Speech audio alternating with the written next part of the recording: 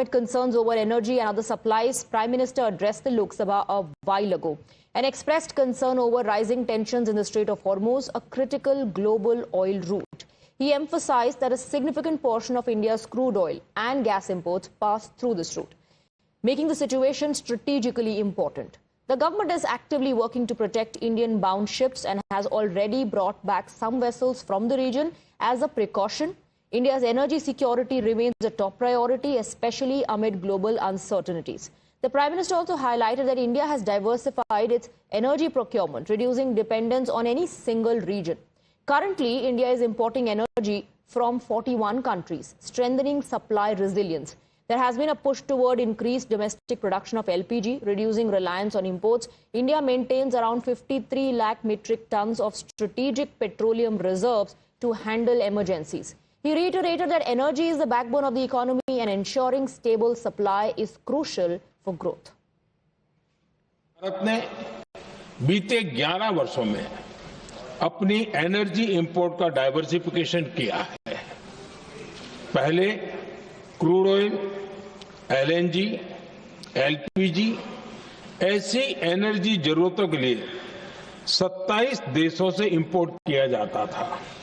वहीं आज भारत 41 देशों से एनर्जी इंपोर्ट करता है। अध्यक्ष जी, बीते दशक में भारत ने संकट के ऐसे ही समय के लिए कच्चे तेल के भंडारण को भी प्राथमिकता दी है। आज भारत के पास 53 लाख मीट्रिक टन से अधिक का स्ट्रेटेजिक पेट्रोलियम रिजर्व है और 65 लाख मीट्रिक टन से अधिक के रिजर्व की व्यवस्था पर देश काम कर रहा है। हमारी तेल कंपनियों के पास जो रिजर्व रहता है वो अलग है। बीते 11 वर्षों में हमारी रिफाइनिंग कैपेसिटी में भी उल्लेखनीय वृद्धि हुई है। अध्यक्ष जी, सरकार अलग अलग देशों के सप्लायर्स के साथ भी लगातार संपर्क में है। प्रयास ये है कि जहां से संभव हो वहां से तेल और गैस की सप्लाई होती रहे। भारत सरकार गल्फ और आसपास के शिपिंग रूट्स पर निरंतर नजर बनाए हुए है। भारत के सामने भी इस युद्ध ने अप्रत्याशित चुनौतियां खड़ी कर दी हैं। ये चुनौतियां आर्थिक भी हैं, नेशनल सिक्योरिटी से जुड़ी भी हैं और मानवीय भी हैं।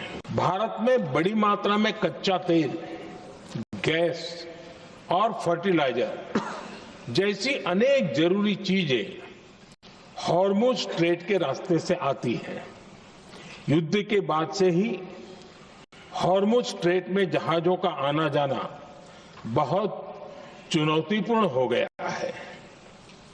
बावजूद इसके हमारी सरकार का ये प्रयास रहा है कि पेट्रोल, डीजल और गैस की सप्लाई बहुत ज्यादा प्रभावित न हो। देश के सामान्य परिवारों को परेशानी भी कम से कम हो, इस पर हमारा फोकस रहा है। हम सभी जानते हैं, देश अपनी जरूरत की 60% एलपीजी आयात करता है। इसकी सप्लाई में अनिश्चितता के कारण सरकार ने एलपीजी के डोमेस्टिक उपयोग को प्राथमिकता दी है। साथ ही एलपीजी के देश में ही उत्पादन को भी बढ़ाया जा रहा है। पेट्रोल, डीजल की सप्लाई पूरे देश में सुचारू रूप से होती रहे, इस पर भी लगातार काम किया गया है।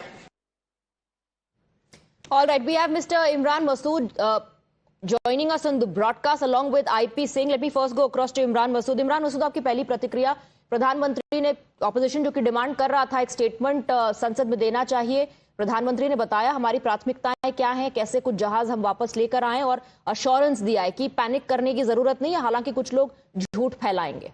प्रधानमंत्री जी का भाषण से ज्यादा तो एक टीवी का एंकर बता रहा है। जो प्रधानमंत्री जी ने हाउस में बोला है उससे ज्यादा जानकारी तो टीवी के एंकर दे रहे हैं रोज। प्रधानमंत्री जी ने अपना स्टैंड क्लियर नहीं किया कि हम कहाँ खड़े हुए हैं, या हम लोगों से प्रधानमंत्री जी ने बात की। प्रधानमंत्री जी ने एक बार भी ईरान के राष्ट्रपति, ईरान के सुप्रीम लीडर खामनेई साहब की डेथ का जिक्र नहीं किया कि उनकी डेथ के ऊपर भारत को अफसोस है। प्रधानमंत्री जी की भाषण के अंदर एक जगह भी प्रधानमंत्री जी ने ये नहीं बताया कि हमारे पास इसकी ठोस कार्य योजना क्या है।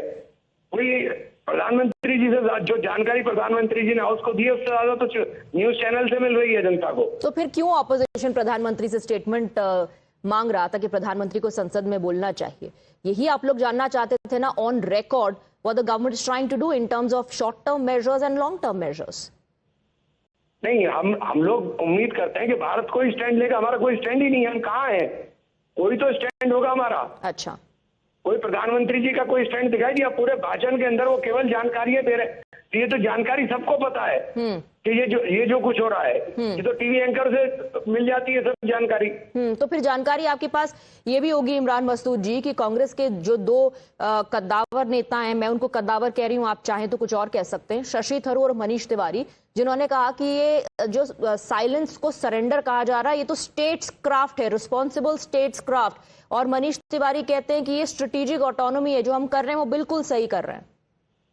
देखिए, ये उनका व्यू हो सकता है, मुझे नहीं पता वो क्यों उन्होंने बोला, लेकिन मैं आप बताइए, भारत एक महाशक्ति है, तो महाशक्ति का स्टैंड होना चाहिए या नहीं होना चाहिए?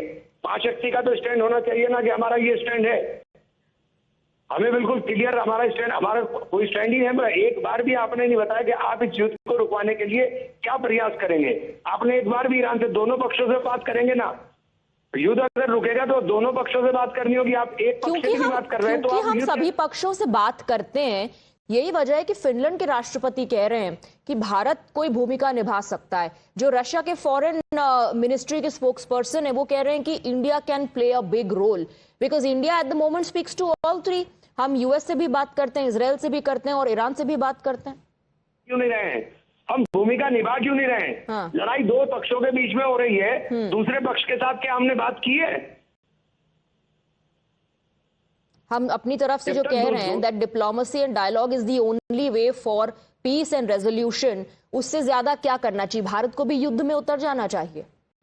नहीं, भारत को युद्ध में नहीं उतरना चाहिए। भारत की भूमिका बड़ी है और भारत अपनी बड़ी भूमिका को निभाना चाहिए और भारत को बीच में मध्यस्थता कराने की बात करनी चाहिए, लेकिन हम तो कहीं नहीं, हमारा कोई स्टैंड ही नहीं है।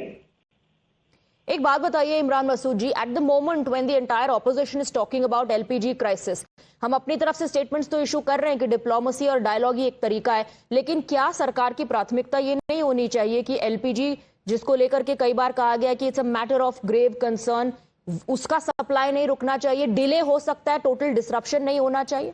क्या shouldn't that be our priority? India first, shouldn't we first be focusing on that?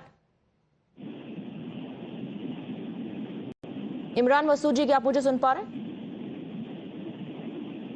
Okay, I think maybe he's not able to hear me. Let me go across to IP Singh. आपकी पहली प्रतिक्रिया। IP Singh, go ahead. और देखिए, diplomacy के स्तर पर हमारी विदेश नीति पूरी तरह फेल हो गई है। हमारी इंटेलिजेंस फेल्योर इतनी बड़ी है कि विश्वगुरु हमारे प्रधानमंत्री जी हैं, ऐसा बीजेपी के लोगों का मानना है। वो इजराइल के दौरे पर जाते हैं, वहां का सबसे सर्वोच्च अवार्ड हासिल करते हैं और उसके 30 घंटे के अंदर अमेरिका और इजराइल ईरान पर हमला कर देते हैं। हमारी इंटेलिजेंस फेल्योर होती है। क्या अभी तक जो इंटेलिजेंस में बैठे बड़े लोग हैं, क्या उनके ऊपर कार्रवाई हुई? अभी सिलेंडर को लेकर जिस तरह से प्राई मची हुई है, ये अटैक, एक मिनट, इंटेलिजेंस फेलियर, ये अटैक इन देशों ने मिलकर भारत पे किया है। जब हम ऑपरेशन सिंदूर या इस तरह का कोई ऑपरेशन प्लान करते हैं तो क्या हम वर्ल्ड लीडर्स को इसके बारे में पहले जानकारी देते हैं एक्शन लेने से पहले? इंटेल फेलियर जो आप कह रहे हैं, I want you to throw more light on it. क्यों इंटेल ऑफिसर्स के खिलाफ एक्शन होना चाहिए? मैं यही तो कह रहा हूं कि अगर ये सब मामला है तो उनके खिलाफ कार्रवाई होनी चाहिए। जो 14 केजी गैस आती थी उसको रिड्यूस करके 10 केजी कर दिया है। 5 केजी भी सरकार कर सकती है। पेट्रोलियम के दाम बढ़ चुके हैं, बेरोजगारी चरम पर है। जो बड़ी तादाद में माइग्रेशन होता है गांवों से, कस्बों से बड़े शहर महानगरों की तरफ, वो सारा लेबर वर्ग वापस घरों की तरफ जा रहा है। जिस तरह के देश में हालात हैं, जिस तरह से ऊर्जा क्षेत्र में क्राइसिस मची हुई है, ऊर्जा क्षेत्र में क्राइसिस को ही तो एड्रेस प्रधानमंत्री कर रहे थे, जिसमें उन्होंने ये कहा कि चिंताजनक है स्थिति, वेस्ट एशिया में चिंताजनक है स्थिति, लेकिन हम काम कर रहे हैं, डरने की जरूरत नहीं है। कोई प्रोपेगेंडा फैलाए तो उसकी बातों में मत आइए, ये डरने की, पैनिक करने की घड़ी नहीं है। The government is giving assurance that we are doing all that we can.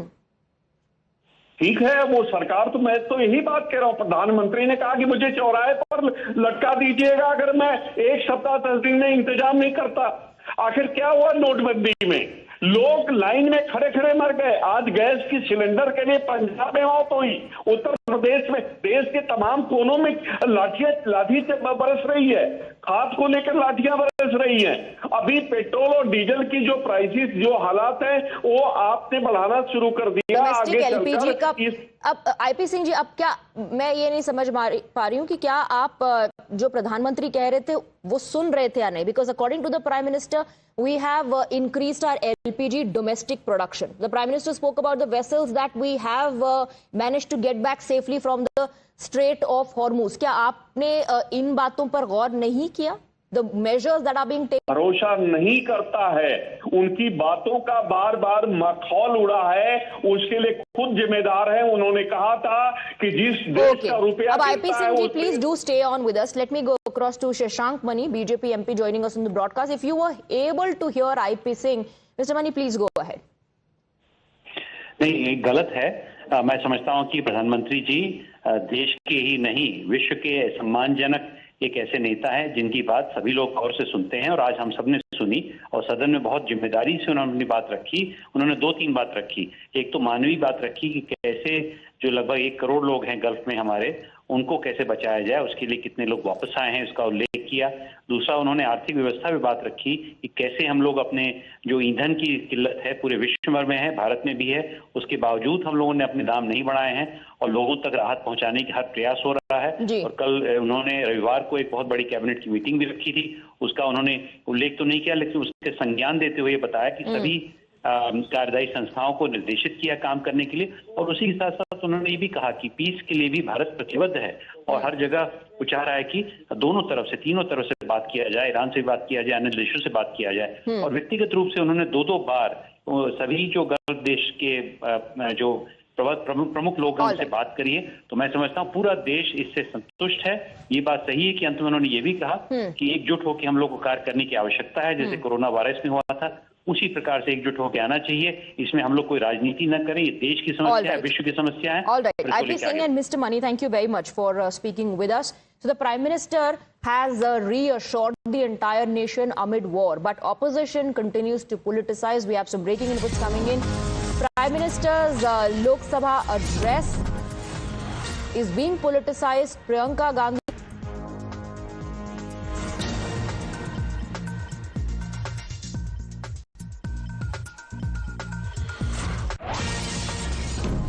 जी, उन्होंने कहा और देश को अवगत किया है कि परिस्थितियां क्या हैं। कुछ ज़्यादा नई बात नहीं, हम भी जवाब दे पाए, पूरा सबके पक्ष सामने आए, मेरे ख्याल से वो अच्छा रहेगा। With that, we're slipping into a very short break. A lot more lined up on the other side. Stay on with us.